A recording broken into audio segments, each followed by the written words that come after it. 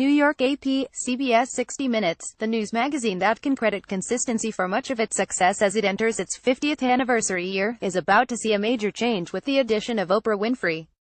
Winfrey will debut September 24, reporting on a story about America's political divisions. It's a testament to the power of the Sunday night news magazine that it seeks to absorb one of television's biggest stars into its fabric instead of the other way around. One of the medium's best-known celebrity interviewers will do some, but will largely work against type-in reporting stories, said Jeff Figger, the show's executive producer. She wants to do stories with impact, he said. She's driven by that and so are we. That's part of why this is such a good fit for her.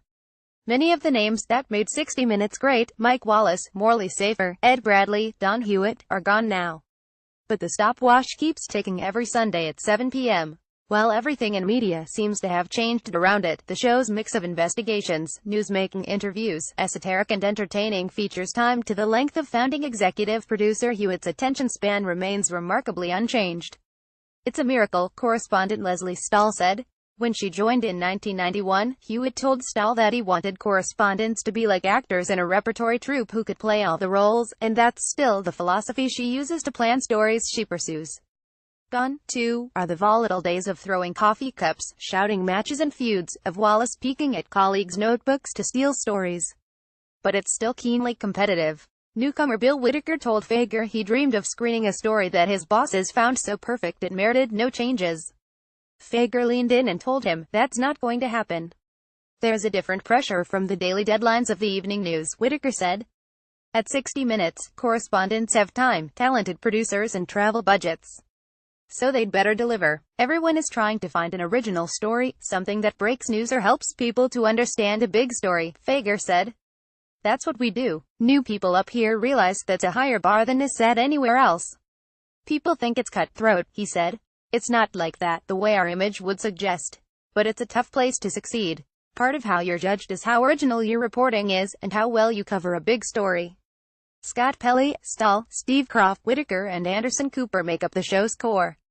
Charlie Rose, Winfrey, Sharon Alfonsi, Lara Logan, David Martin, Nora O'Donnell and John Wertheim are among the contributors who also do stories. There are a lot of people who are contributors who have other jobs, and that has changed the feel of the place, Kroft said. I don't think the show has changed very much on the air. Figger, who just completed a book on the show to mark the anniversary, talks now about how hard it was to replace Hewitt 15 years ago. Colleagues say his status as an insider at CBS News and 60 Minutes helped him, along with the absence of an ego-driven need to make changes for change's sake. His biggest push has been to make the show more on the news. Interviewing former presidential advisor Steve Bannon this past Sunday illustrates the point, and Figger pushed out excerpts of the interview for a few days in advance to make headlines and attract attention. Comments Bannon made about the James Comey firing were posted on the 60 Minutes Overtime website, which delivers outtakes from the show's segments, and became so newsworthy Monday that they arguably should have been used in the original piece.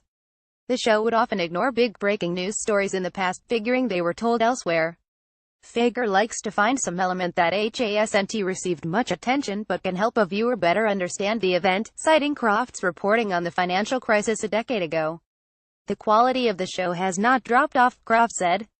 We've had good seasons and bad seasons all during the 30 years I've been here. I think the show is more timely than it used to be. Producers watch the ratings but refuse to test audience preferences with polls. It's really risky to do what we do, Figger said. It goes against everything the professionals in news organizations believe, that you have to pander, that you have to look for stories that they're going to want, as opposed to doing stories that are important and figuring out how to do it well. 60 Minutes has made high-profile mistakes. The reliance on a bad source in Logan's 2014 Benghazi story was a major blemish. If the show has a weakness, it is that story length can simplify some stories too much, said Tom Bettig, a longtime television news producer who now teaches at the University of Maryland. Yet the storytelling and writing put the show far ahead of the competition.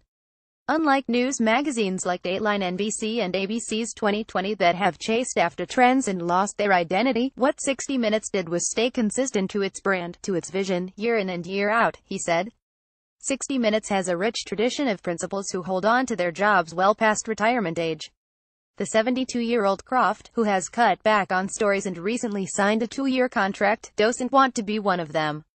Stahl, 75, said she wants to continue as long as she can do the job. She went to Fager a few years ago and said she didn't want to fade on television and would tell him if she could sense herself slipping. He looked at me and said, "No, you won't.